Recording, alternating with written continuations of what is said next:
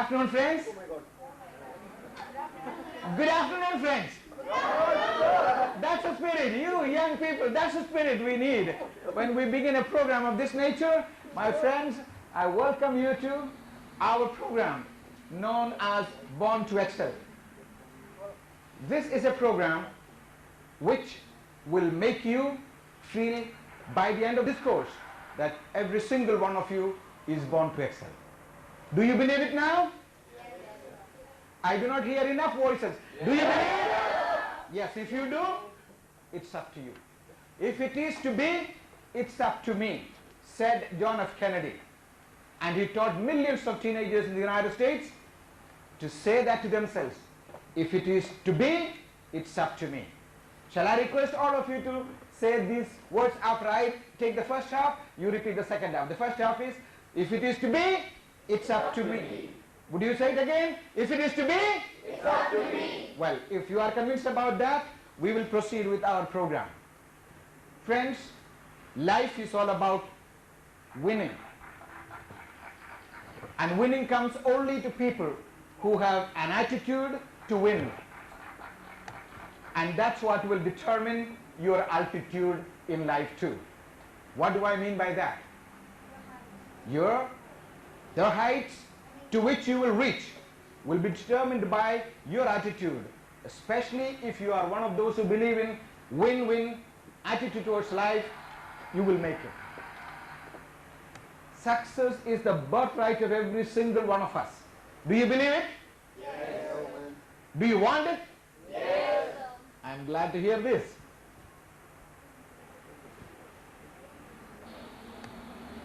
If so, be positive. But control some of the following emotions. 1.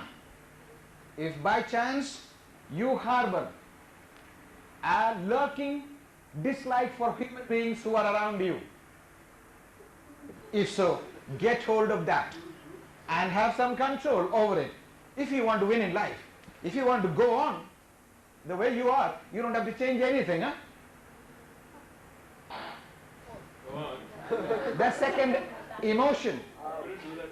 If any of you want to win in life, and if you want to win any argument in life, control your anger. You will never win any argument or any discussion if you lose your cool. Control your emotion of anger if you want to be a winner in life. Then comes this unnecessary emotion many of us unfortunately harbor. And what is jealousy, by the way? What do you understand by it? If somebody has it, there is nothing wrong if you also wish to have it. But jealousy is slightly different. You are unhappy the other person has it. If a classmate scores a few marks more than you, you feel unhappy. Instead of going ahead and saying, hey man, great, congratulations, I wish I could learn the techniques of learning that you have learned to score the same percentages that you are doing. And to remember jealousy as an element that every one of us suffers from. This little story will help you remember it for the rest of your lives. That jealousy destroys only the one who is jealous, not the one whom we are jealous about.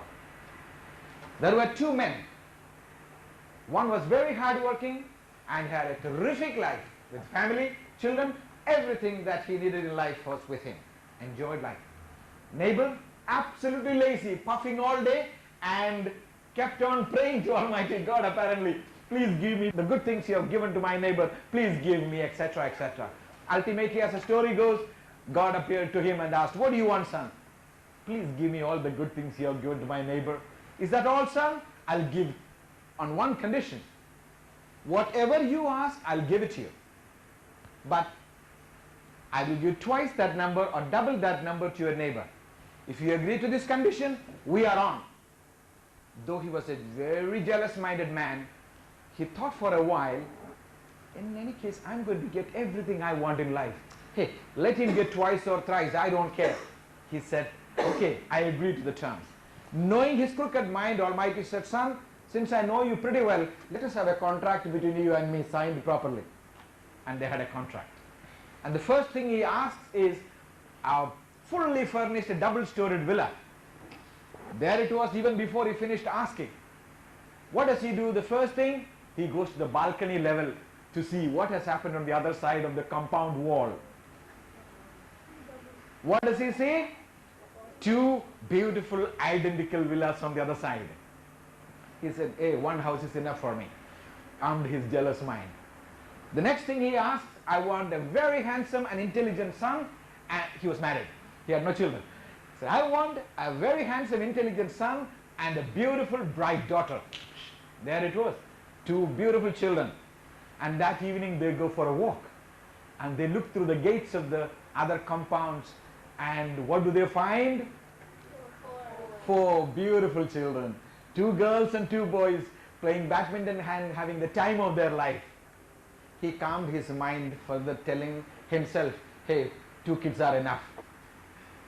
And the next thing he asks, I want a Rolls-Royce car for my family with gold fittings. There it was. And that evening the family goes for a drive, and when they look through the glass, what do they find there? Two Rolls-Royces. Now, you know, my dear boys and girls, the tail of a dog, what is the nature of it? It remains twisted. Huh? You can put a tail of a dog in a steel pipe for a dozen years.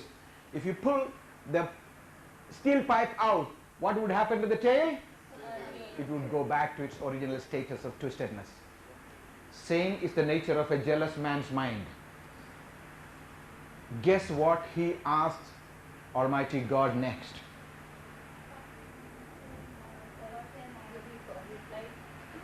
Pardon? Oh, he doesn't want, if he lives forever, the other fellow will keep on. He wants to hurt him in some way, right? Cut, who's that? Well, you're very close to it, my girl. I'm glad you are thinking along with the program. Guess he asks next, please God, make me blind in one eye. What is he asking? What is he asking really? Make him totally blind.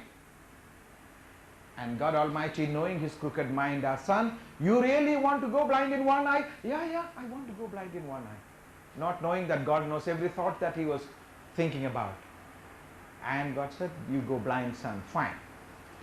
Then he said, we had a contract between the two of us. Please open the contract. Let's have a look at the fine prints. Whatever you have, twice the number I would give it to your neighbor. That's our understanding, son, isn't it? You still have one eye in very good shape, son, don't you? So I will leave both the eyes of your neighbor in good shape. Friends, we may laugh at the story, but if you suffer from this ailment, this emotion of jealousy, you will never make it to the heights of success in life. Watch out. If somebody is more successful than you, congratulate. Go out of the way. Wish them well and say, I wish I could imitate some of those positive traits that has made that man win and succeed. Help each other, my friends. You will win in life. Help each other.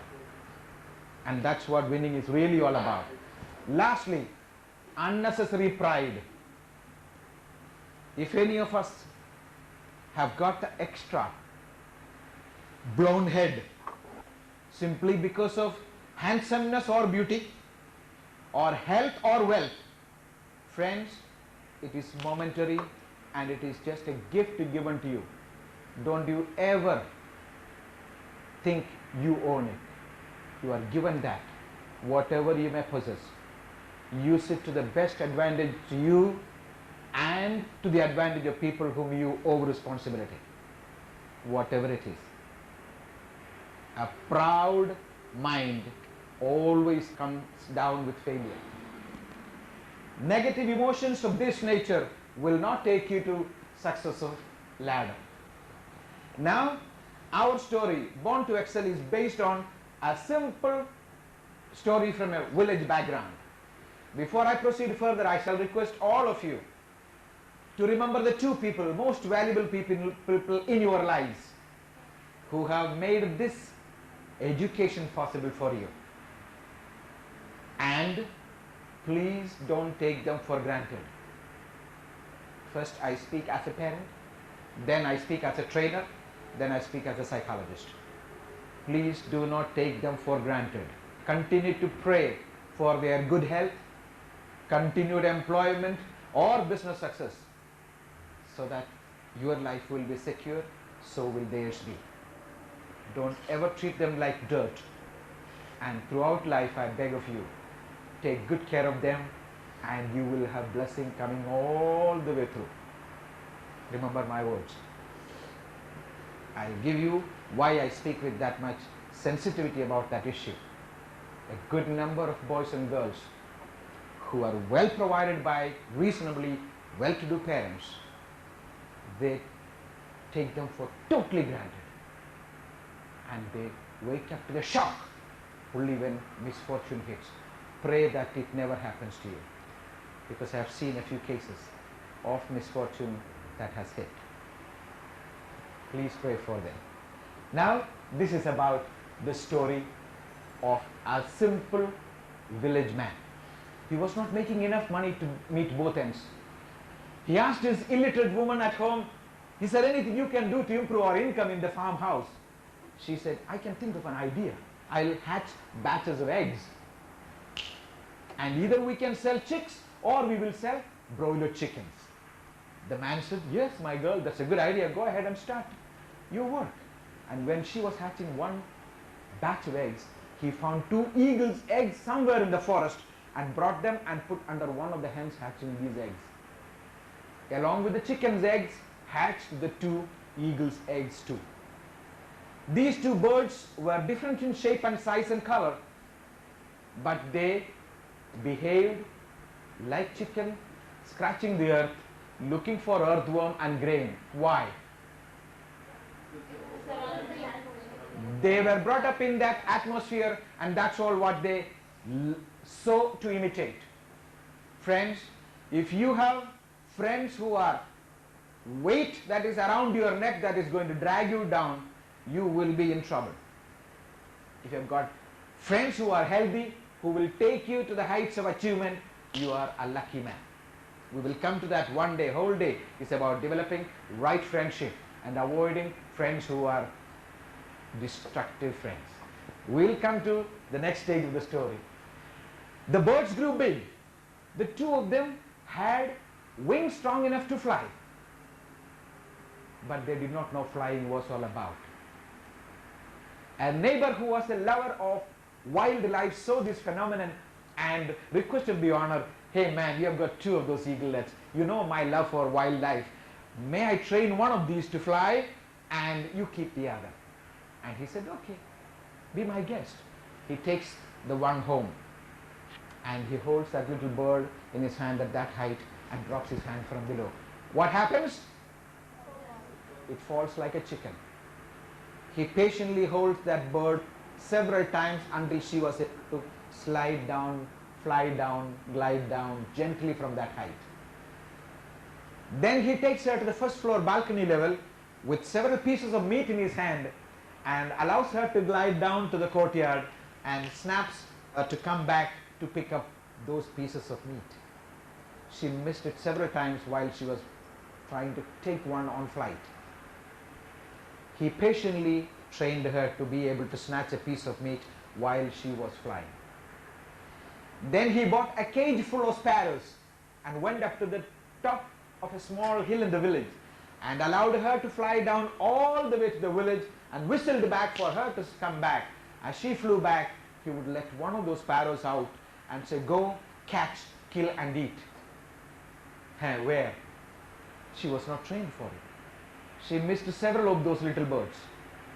Finally, she learned how to get a little flying bird in the air, kill it and eat it. And that's the way normally eagles hunt and live. Once the bird was able to live like real eagle, he kissed her goodbye and said, never come back to live like chicken anymore. Go fly high soar into the air, join all the eagles that live up in the air and enjoy their lives. And so did the bird go. She never came back to live like chicken, but the other one stayed on like chicken. The choice is with you, my dear friends, whether you want to be crawling on the floor like a chicken or fly high or crawl low. The choice is yours. And some people set their goals so low, they have really no vision of what could be. To make the most of this program, I need you to be open-minded with an attitude of mind and body. If you are here with a heart and mind as small as a teaspoon, you will get only a teaspoonful from this program. If you have an open mind as big as a cup or a mug, you will get that much from this program. If you have a wheelbarrow size heart and mind, you will carry that much from the program. In case if you keep a heart and mind as big as a truck, you will carry that much. I am only going to be a coach. You are the players. And you know, the world lives in the faith that we place in our players. Coaches will guide you how to play. And you know, the players are always better players in actual performance than the coaches. And my expectation from every single one of you during this course will be, in every special talent that I am going to train you in, if you will put in bare minimum effort, you will be better than me, because you have come up from a background that is far ahead of me. And I'll prove it to you in a little while. Your opportunities are far better to fly high in life, achieve a lot more than our generation has achieved. Don't miss the opportunity.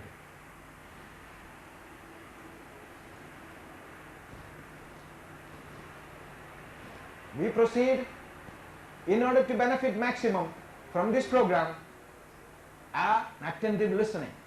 As students of a higher level of education now, when I take the class on accelerated learning techniques, you will wake up to the fact 80% of your learning can be done right in the classroom. 80% of your learning can be done right in the classroom if you have the right attitude and attentive listening pattern. Bright boys and girls, ambitious boys and girls, never while away the time in the classroom. They have fun outside.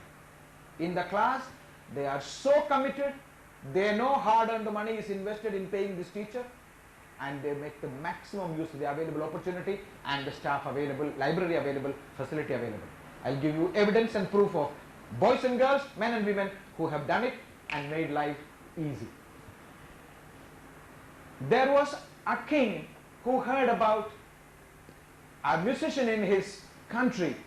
The musician was so famous for his musical skill that he could play a violin to such perfection that even a hungry lion would sit quietly listening to his music. The animal wouldn't jump at him. The king was surprised at hearing this skill and asked the man, "Is it true what I hear?" He said, "Yes, my lord, what you hear is true." "Hey, why don't you give me a demonstration, young man?" He said, "I would be delighted. I would be honored to come." "All right. On Monday morning, 10 o'clock, report to the zoo. We have got 3 lions in the zoo." And as the man left, the king phoned up to the zoo keeper and instructed him, "Please make sure you don't feed the 3 lions for the next 4 days. Keep them hungry." And on the appointed day, the young man came. He played music so beautifully well. As the first lion and the second lion heard the music, as he walked into their cages, they both sat down calmly listening to the music. But when he went into the third room, that animal jumped upon him and killed him. Can you tell me why? On the dot. Later they examined the ear of the third animal and found that animal was tone deaf. And we may be in a classroom, my friends. We could be stone deaf we could be 10,000 miles away in terms of attentiveness. Yes, and especially your age. The wild imagination, the daydreaming is a part of your growing up, which we all understand. And because we have gone through that too. We went through the stages, so we are not going to accuse you. And even if there is an attitude problem, sometimes, my friends, we teachers and parents, we try to understand you. If we don't understand you, don't misunderstand us. It's simply because we are not on the same wavelength. You are on the FM radio level, we are on the AM radio level. You have to give us concession. Often, if a teacher has a poor pronunciation and you laugh at him, you have to give him concession. Do you know why? I'll give you why. At the age of 12, my young boys and girls, I grew up in a God-forsaken village back in India. At the age of 12, I was still learning to write English alphabet A, B and C, writing them on a stone slate with a stone pencil in my hand. But I was very lucky that a teacher from the city of Bombay happened to pass by our village school, and he gave us the benefit of listening to a lecture. I will come back to this a little later, after I take you to a thought that you young people need to look at. If any of you feel like this proud, educated man, this very highly educated but proud man, in humiliating terms talking to a humble man on the street, drew a single small circle in the sand and said, "This is the amount of knowledge you guys know." And then he drew a bigger circle and proudly said, "This is what we know, the educated men and women." Could you guess what was the reply of this humble gentleman?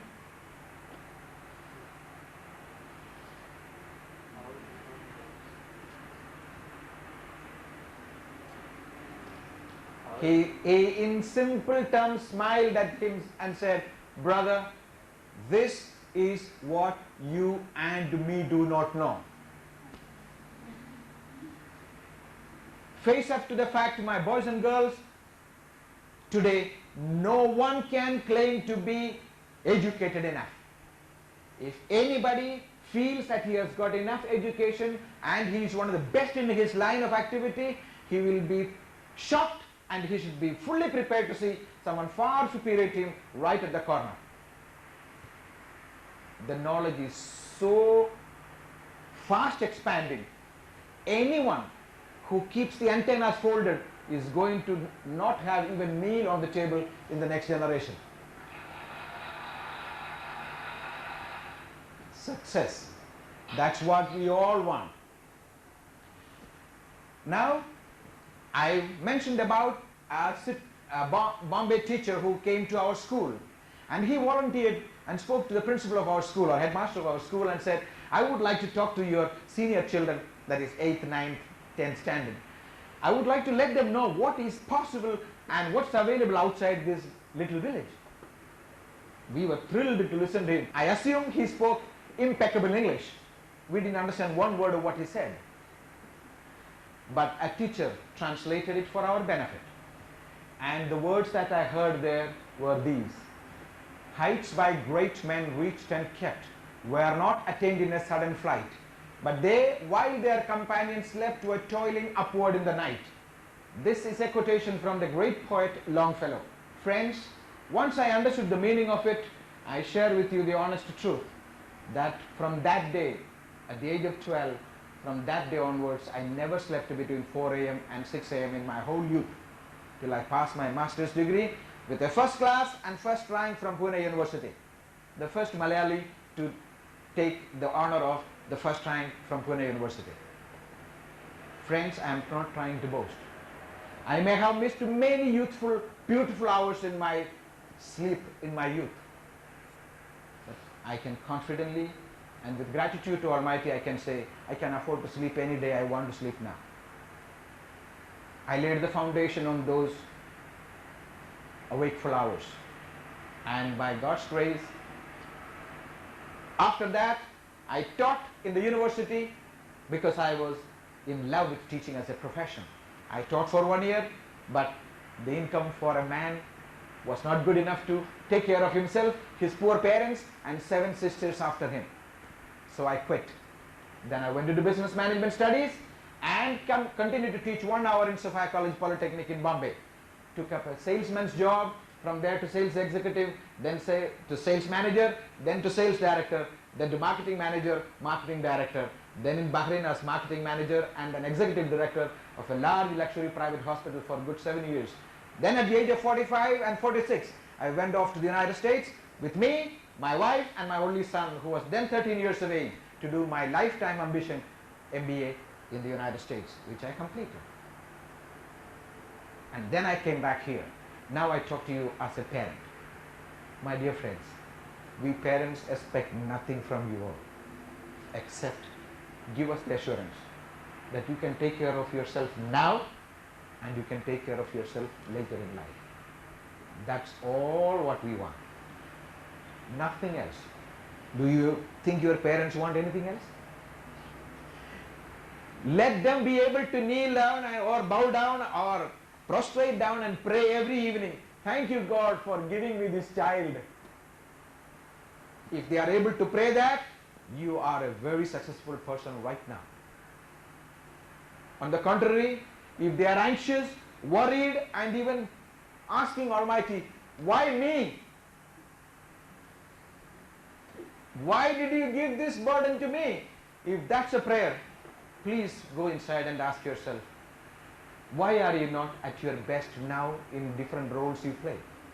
As a daughter, as a son, as a student, as a brother, as a sister, are you at your best? If not, this course will help you go inside and wake up to a totally new desire, ambition to be at your best throughout your life. And that's what I promise if you will keep your mind open and cooperate with me. I am going to give you the names of these people. Who is this? This one? This one? This one? This one? Why not you? Now, I am going to let you have a look at a few great men on the screen. Have a look at them. Identify as many of them as you can.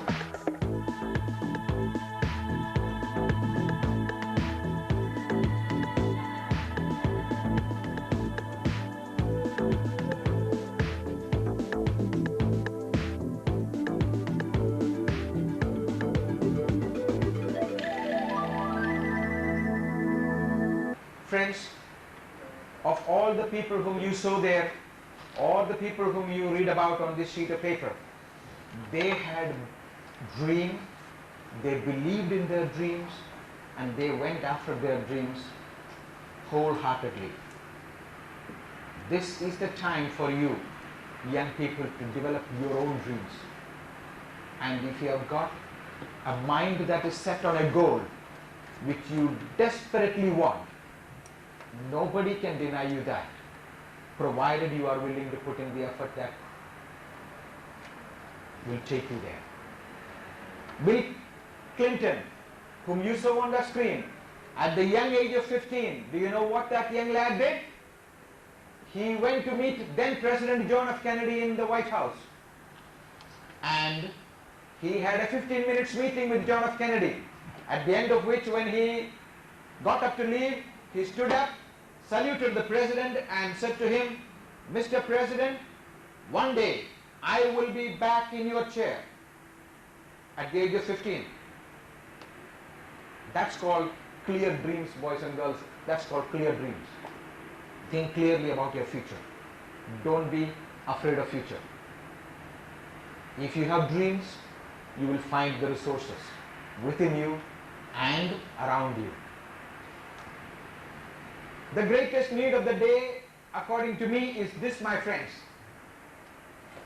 developing leaders with integrity for your generation. Why do I emphasize the word leaders with integrity? Why? We have a brood of leaders today in the world, in many countries, where integrity is missing. Concern for the real leadership and the people whom they lead is missing. And you young boys and girls, if you do not put some seeds of leadership in your hearts and minds now, and those seeds, if they are not based on these: love, truth, fairness and justice. And why do I quote these 4 words? These were the words spoken by the mother of Bill Clinton when she was asked once, "How did you try to bring up your kid?" And she said, "In spite of the personal difficulties he has had in his private life, I as a mother in my conscience did my very best to bring up my son in the virtues of love, truth, fairness and justice." If your parents are able to say that about you today, and you, when you are blessed as parents later, if you are able to say you are bringing up your kids in the virtues of love, truth, fairness and justice, there will be a world of prosperity for every single one of you. There will be a world of hope. But if not, you have the answer. I don't have to spell it out.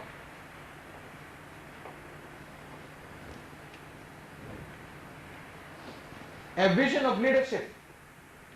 What is a vision of leadership that you and your future requires? A vision.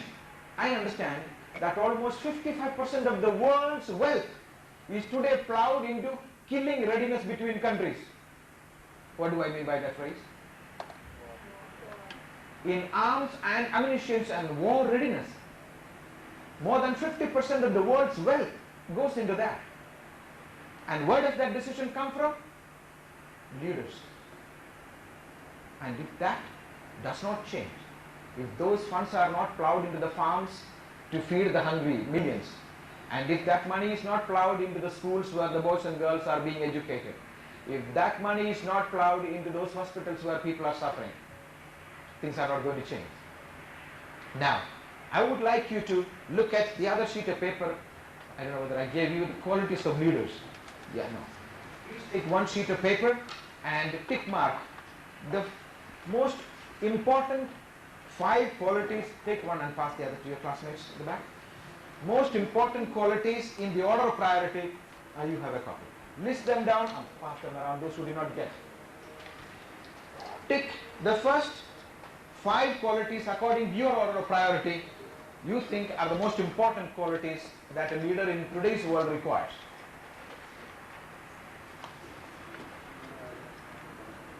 What we need today in the world is a leadership that will extend hands and hearts to reach out and unite people of the world. Leadership that will tear down all the unnecessary walls we have created. Which one did you pick as the most important one, young lady? What did you pick as the most important one according to you? Dedication. Which one did you pick up, young lady? Initiative. What did you pick up as the most important one? Dedication. You may have picked up any, it doesn't matter. But the important thing is, ask yourself, how much of the first quality I picked up do I have now? If I took up dedication, how dedicated am I about my future, my responsibilities?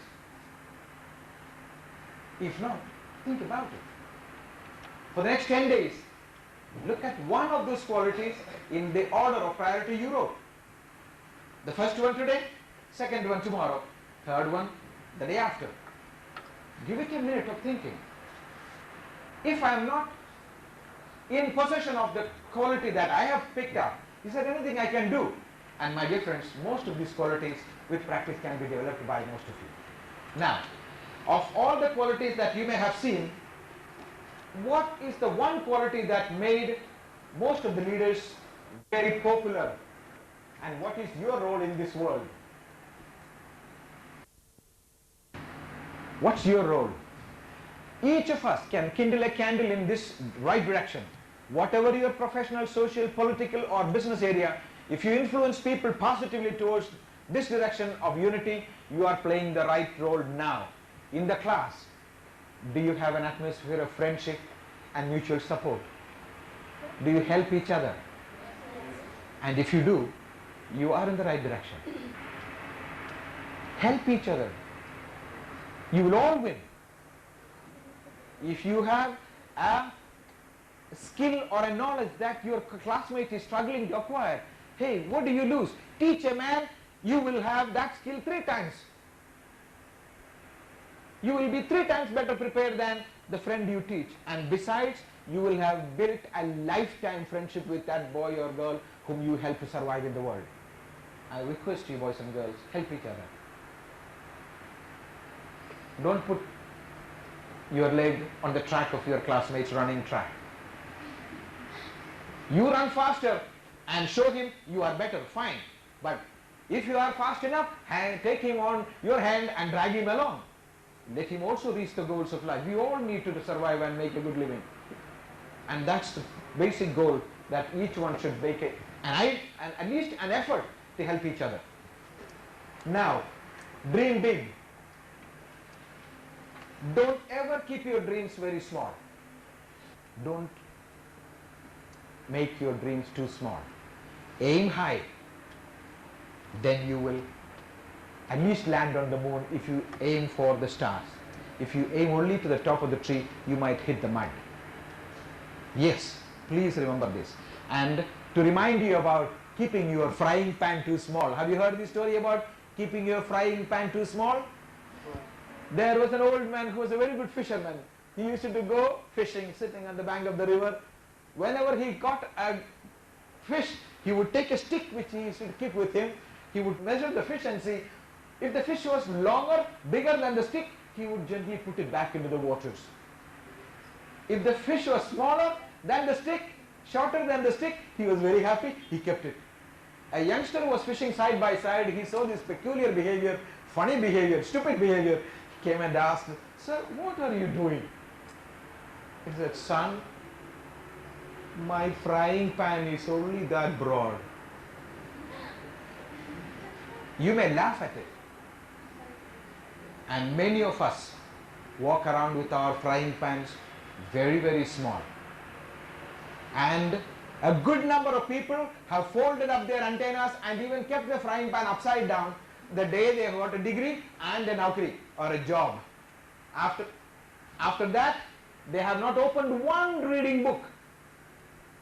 And for that matter, ask any professional who has come from a background from a place like India or Pakistan or any other country. Ask them, after working for 5-10 years in the Middle East, will they be able to secure a job back in India? Absolutely no. Why? Why?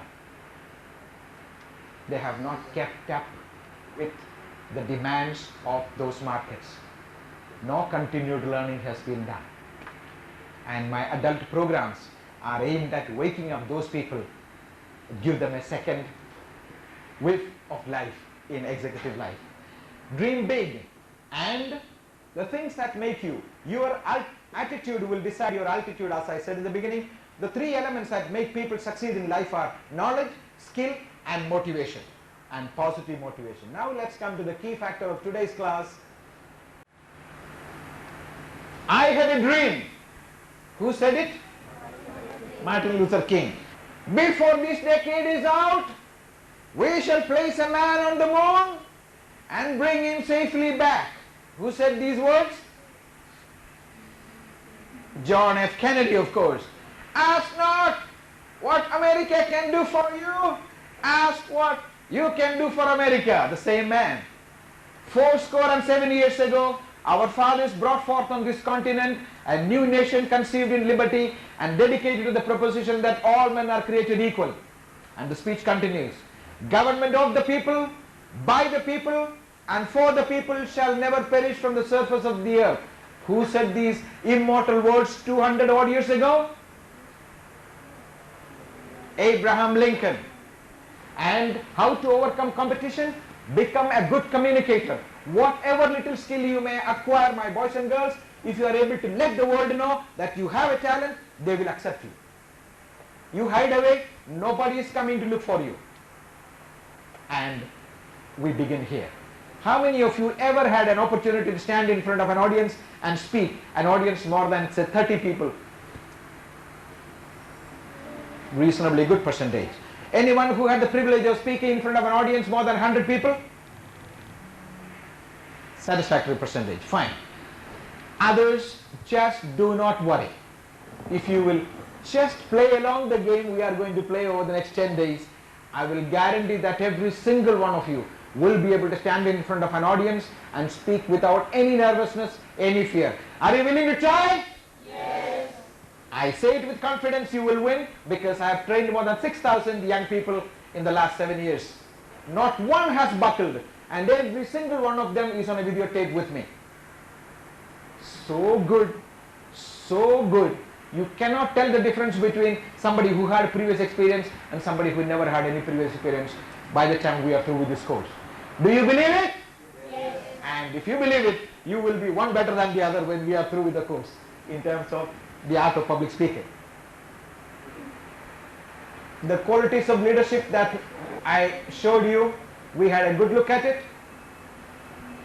We had a look at ambition, self-starter, willingness to work hard, enterprising, dynamism, well-organized planner, simplicity of life, patience, dedication, commitment, generosity, optimism, open-mindedness, single-mindedness, good communicator. There I stop and proceed, because that is the element we are going to focus on.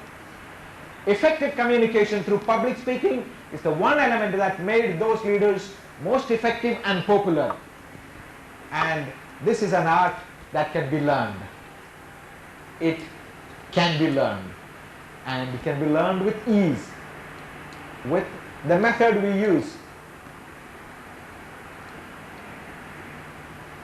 Public speaking. You will see, in every effort in public speaking, there has to be certain planning stage, implementation stage. Can you give me a topic that will be easiest for any man, any woman, any boy, any girl who would find it easy to speak about?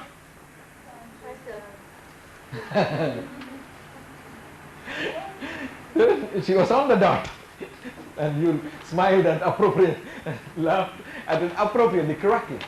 It's true. The easiest topic any man, any woman is able to speak on is ourselves. So let's begin with the easiest subject. Day after tomorrow when you come here, I shall only ask you, just note down at the back of this, the essential things that I would expect you to be able to stand here just for 1 minute, and you will have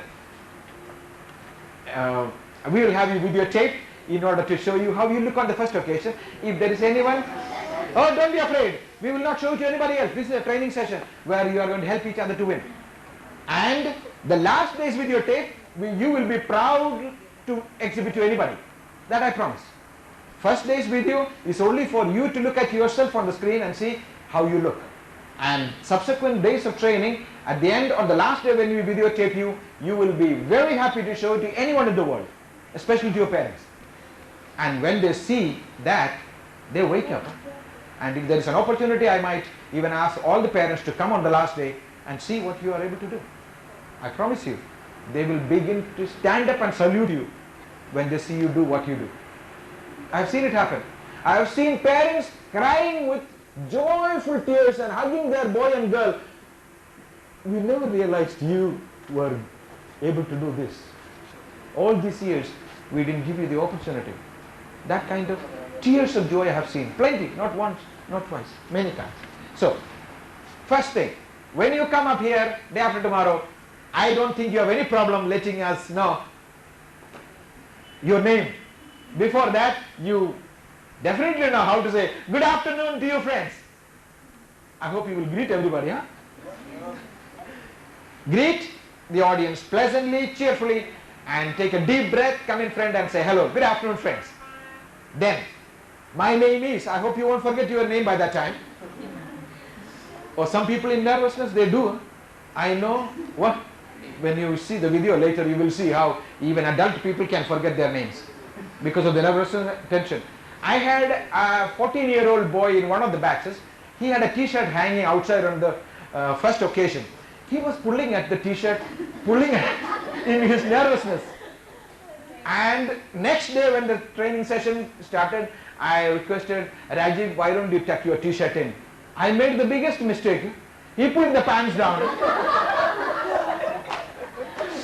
Nervousness is a part of most nervousness is a no, he was wearing one of those elastic pants and it really he pulled them. I am telling you, nervousness is a part of this game, and more than a dozen times boys and girls before the exercise begins say, sir, I want to go out and come back. Yes, my friends, any activity where we are not confident and nervous, in the beginning we are nervous. Why? Nothing should stop you from targeting to do things better. Because of the background I came from, if I was coiling up myself and say, hey, you cannot get there, you are a village boy, forget about it, you would never get anywhere. You would never get anywhere. It's within you, the courage, the confidence. So, you gave your name out, then, where were you born or when were you born, if you like to let us know. There is no hard and fast rule in self-introduction. You introduce yourself to your classmates any way you like. But remember, the purpose of an introduction is, when you finish that 1 minute exercise, they should remember you as a unique person. They should remember something about you, something very special, your talents, your abilities, etc. Now, your place of birth. Where did you go in the initial stages of schooling, for example? In the childhood, where did you have your schooling? Which school did you go to? That may be an information worth sharing. Next, maybe, what level of education or what are you doing now?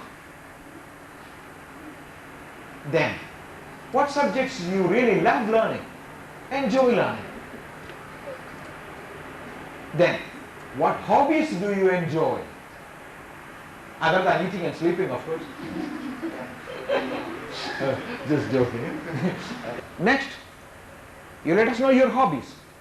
Then, if you like to share one of the most happiest events in your life, most joyful moments in your life, share it in a way that makes you unique.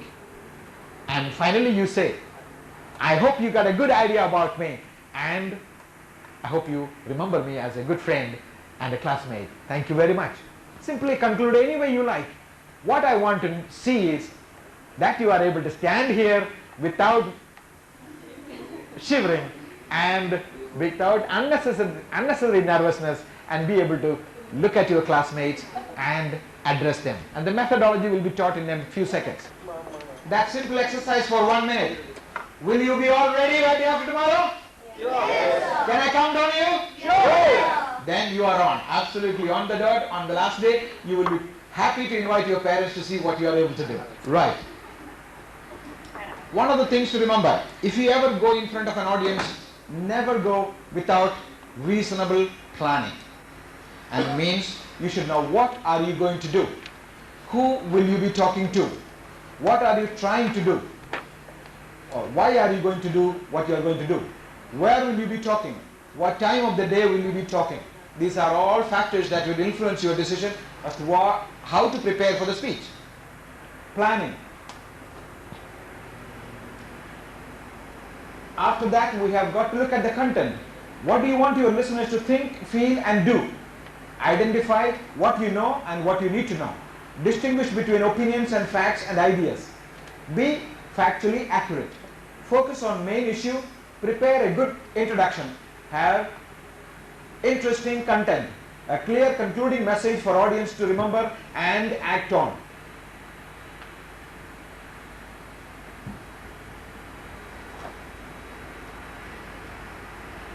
Message. Logically order your message. There must be some system and people should be able to follow what you are talking. Otherwise they turn off. Next, emphasize key elements. Avoid jargons of the technical nature. Relate the talk to the needs of the audience. Keep it short and simple. Use audiovisuals whenever possible. Use minimum of paper support. Keep eye contact with the audience. We will come to eye contact a little later on the video. It will give you a pretty good idea how that is to be planned, that exercise. Structure. Introduction.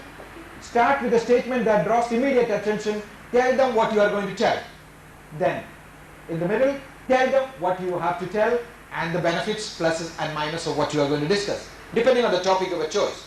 Finally, at conclusion, tell them briefly what you have told them and end with a bang. These are the fundamental principles of any public speaking assignment. Never walk away from an audience without letting them know that you are done with. You should give them a chance. You understand? Because the last sentence must make it clear with our message and conclude and say thank you.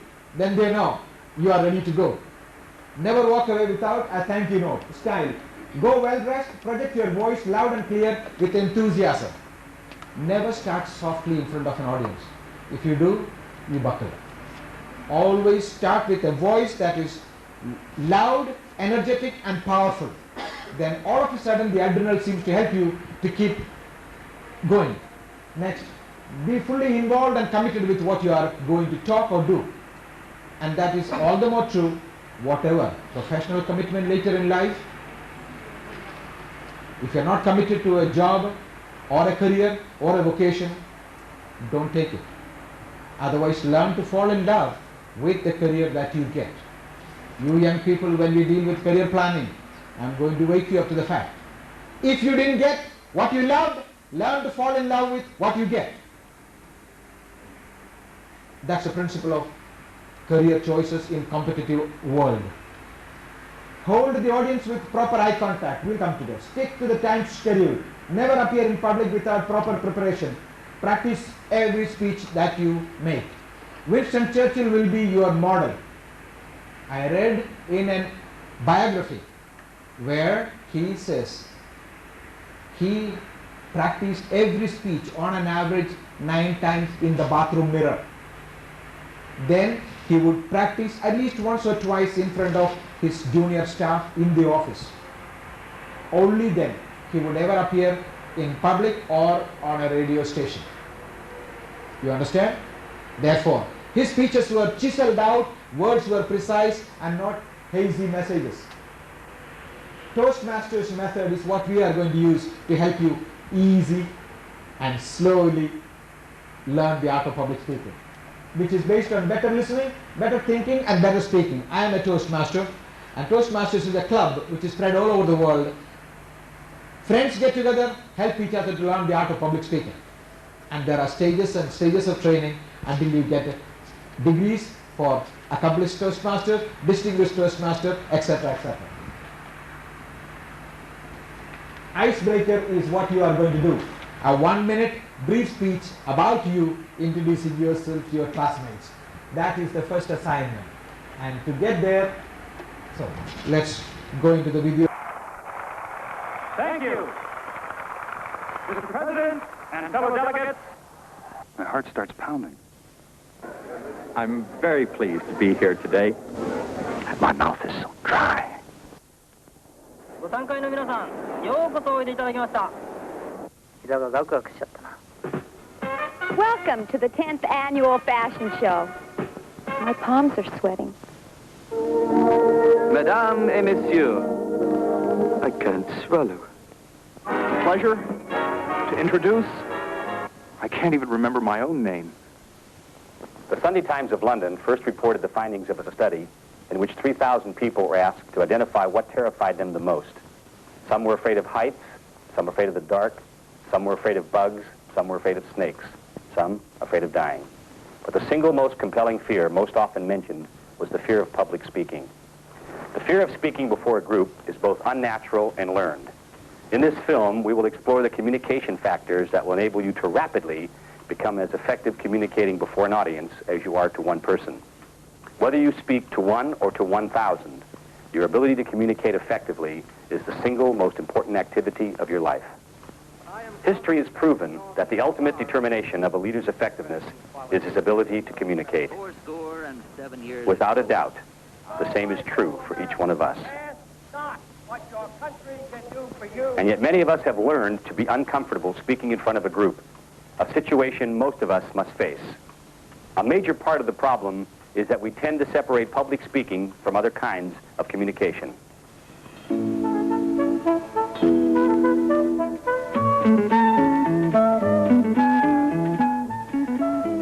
And that's the key. The very same factors that make us effective communicators in our lives make us effective public speakers. We can all extend our ability to communicate. So let's take a look at these very important communication factors.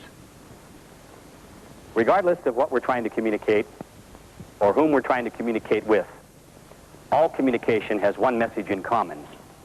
This is me. This is who I really am. And that presentation can be quite risky, particularly if we're not familiar with our audience. Dr. Anderson is our newest member. He's just moved here from Chillicothe, Ohio. But we can minimize this risk greatly by recognizing this constant of communication, the "this is me" factor. To the extent that we are aware of it, we can do something about it. We can strive to make "this is me" the best message we can. I'd like you to meet the newest member of our staff from Trenton, New Jersey. This is John Carter. We can also realize that we're all saying "this is me" together. We're all taking the same risks. You want to play my ray gun? We not only want to succeed as communicators, but the people we're trying to communicate with usually want us to succeed too. That's true whether we're communicating 1-to-1 or 1-to-1,000. Thank you very much. The "this is who I really am" factor is what binds all of us together.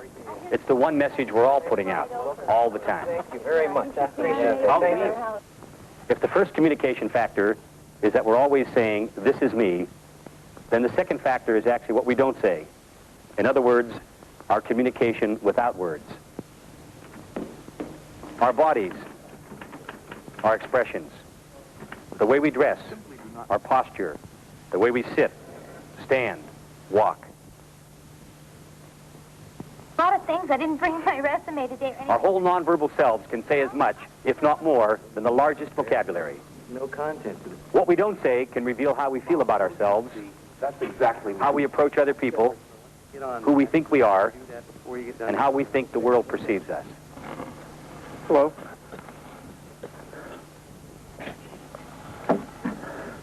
I'd like to thank all of you for giving me the opportunity, the gracious opportunity to speak here this evening. I was originally going to depart from my prepared text, but I have decided against it. I'd like you to join me in a little experiment. And even though I'm up here on the screen and you're in the audience, we'll be able to do it quickly and simply.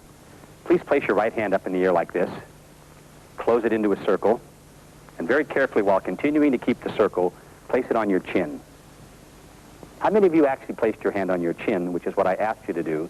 And how many of you left it on your cheek, which is what I illustrated?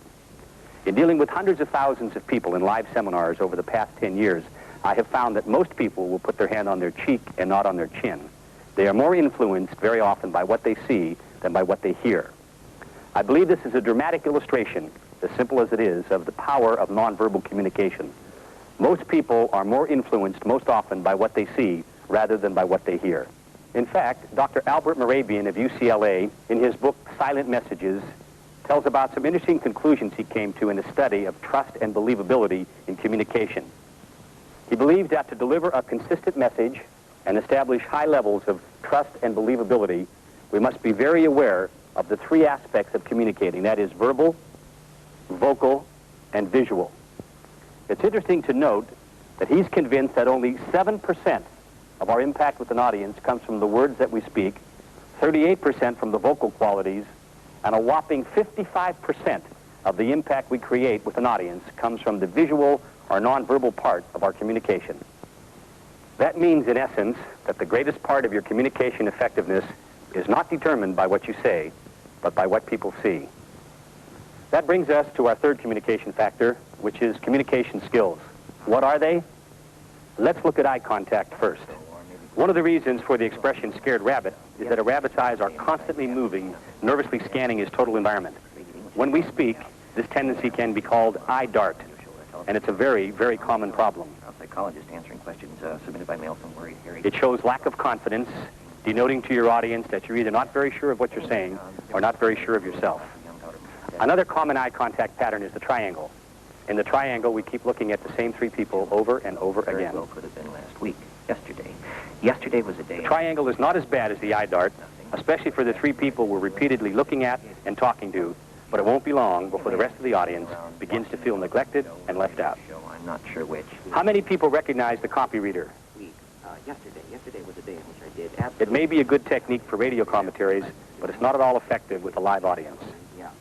Anyway. Instead of eye dart, the triangle, or the copy reader, we can all benefit from using the extended contact technique. Here's how it works. Maintain eye contact with the same person for 4 to 5 seconds, and then move on to another person and stay there for the same period of time. Creating, which is a hell of an easy out. This helps to draw listeners' attention.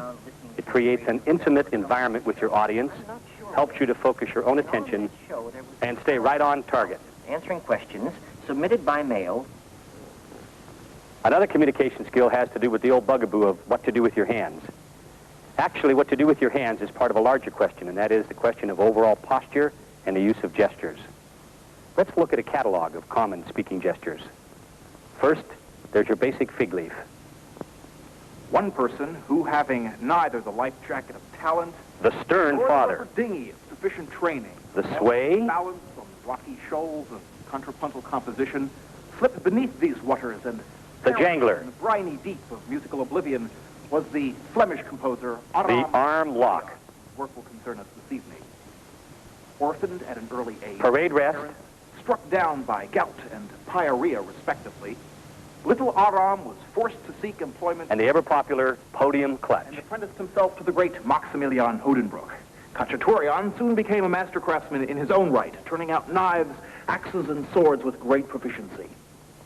The 5 gestures that we just demonstrated give you something to do with your hands, but none of them work.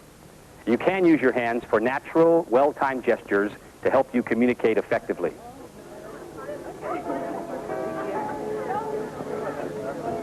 Your facial gestures are the most telling of all.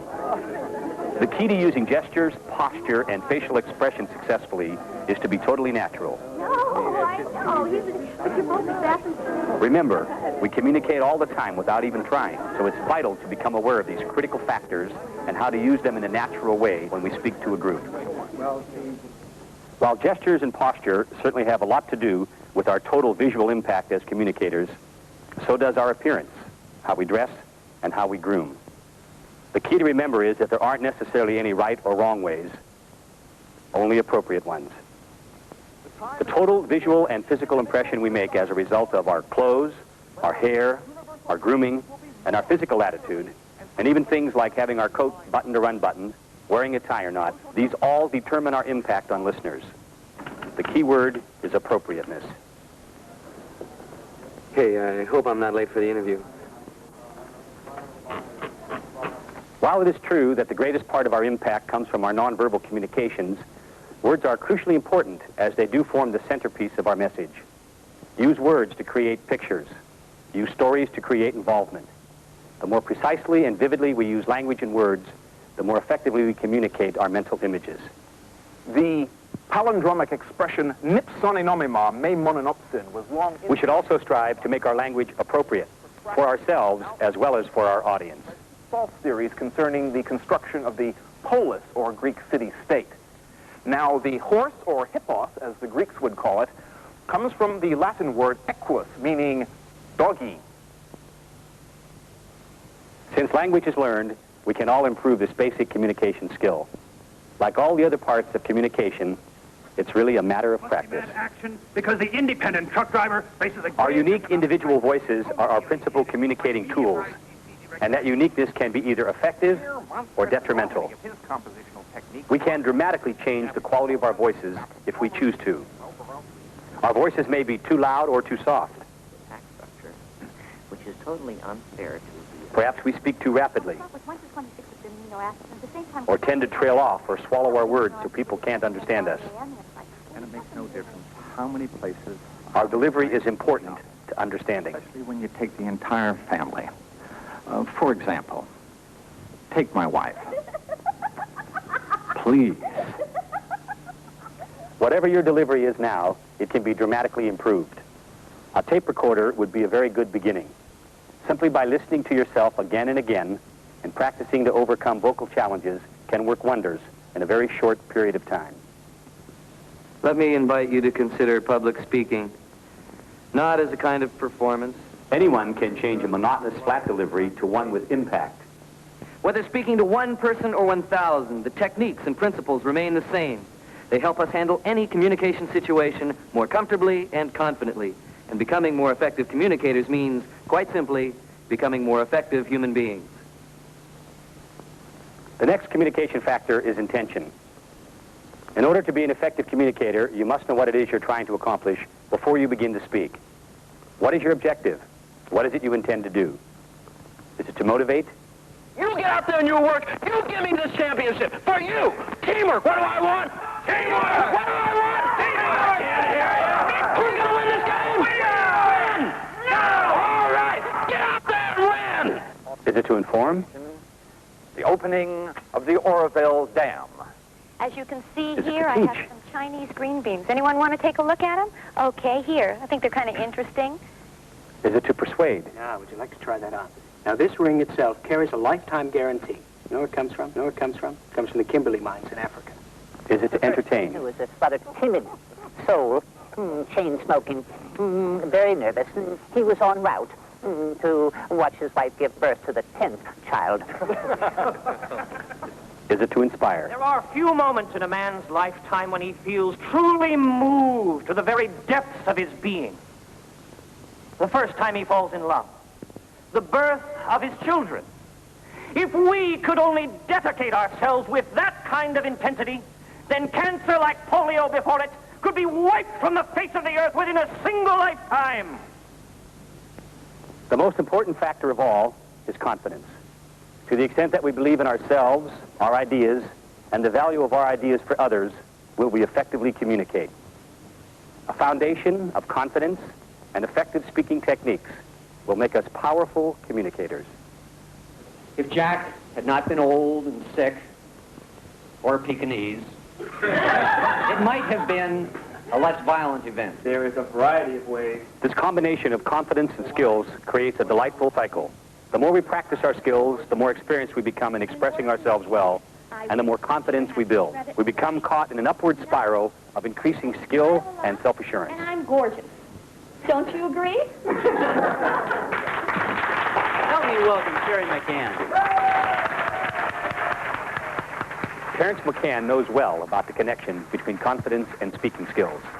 He's executive director of Toastmasters International and is an accomplished public speaker. But he didn't start out that way. I realized that there was such a thing as the Olympics. At a very early age, I decided I wanted to win the Olympics. So I directed my entire life until I was 27 years old to doing just that. And in 1960, I won a gold medal. Suddenly, you're asked to speak before a group, and you're frightened to death. I'll never forget it. I had to speak before the Tulsa Lions Club, and I was absolutely scared to death.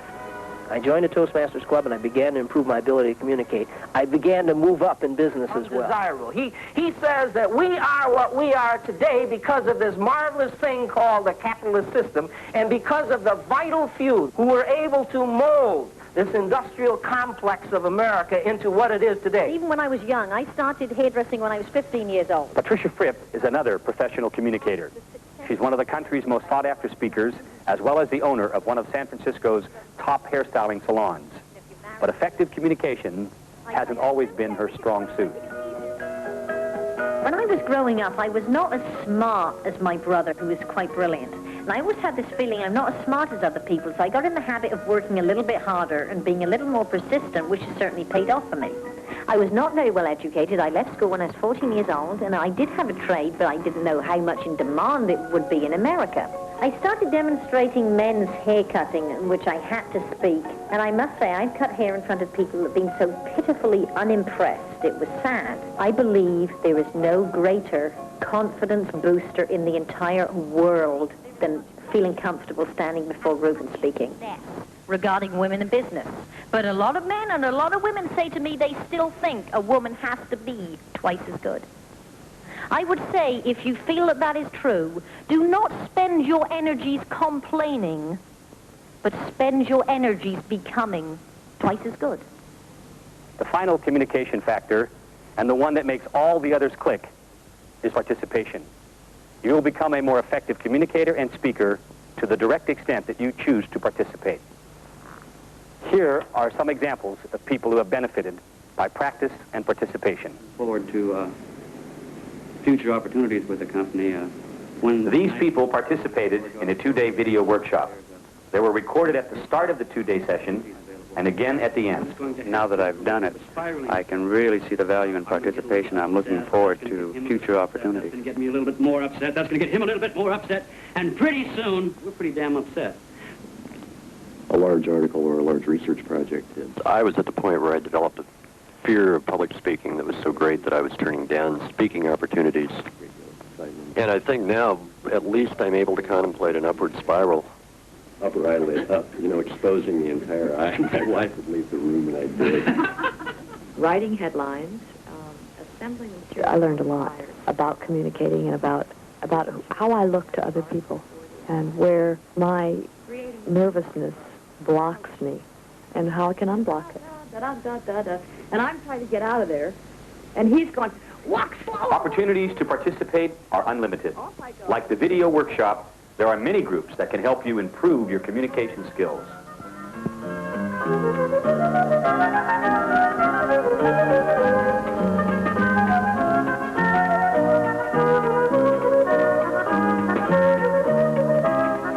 Participation, the last of the communication factors, must be used with all the others if you are to become an effective communicator.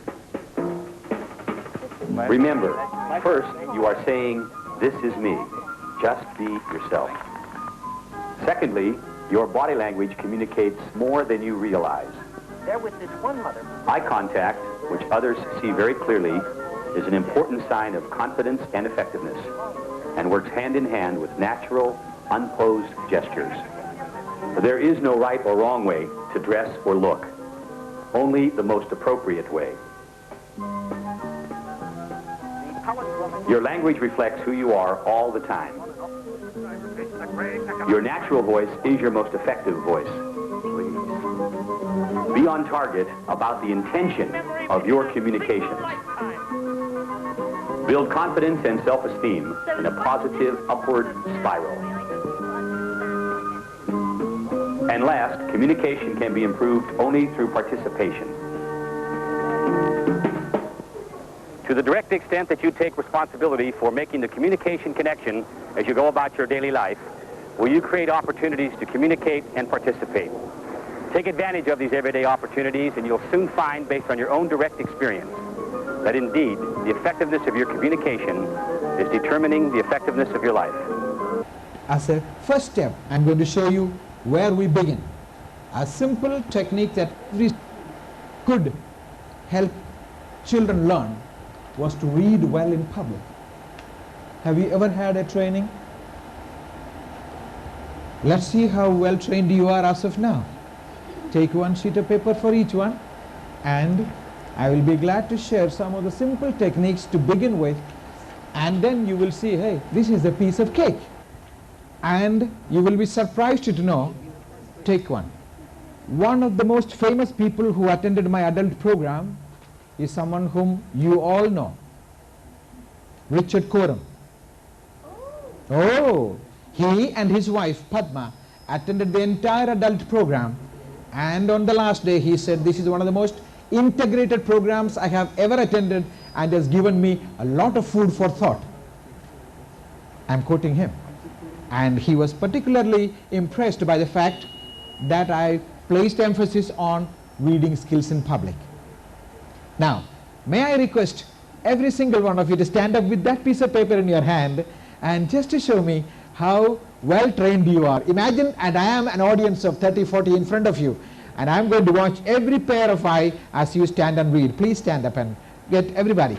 It's going to be a little bit of, everybody, stand up together. There's no time for individual reading skills training in this program. Individual speaking skills, yes. Now, I am going to look at every single one of you as you are going to go through this passage. Just in order to help you so that you don't fumble through the passage, please look at the words as I read through them first. Think. If you think you are beaten, you are. If you think you dare not, you don't. If you like to win, but you think you can't, it's almost certain you won't. If you think you will lose, you are lost. For out of the world we find, success begins with a fellow's will. It's all in the state of mind.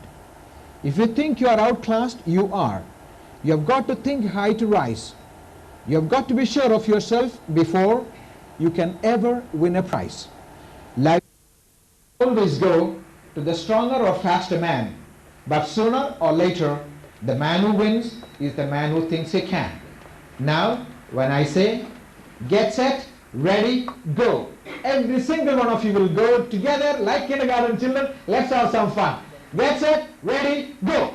If you think you are beaten, you are. If you think you dare not, you don't. If you like to win, but you think you can't, it's almost certain you won't. If you think you lose, you are lost. For out of the world we find, success begins with the fellow's will. It's all in the state of mind. If you think you are out of power, you got to think high to rise.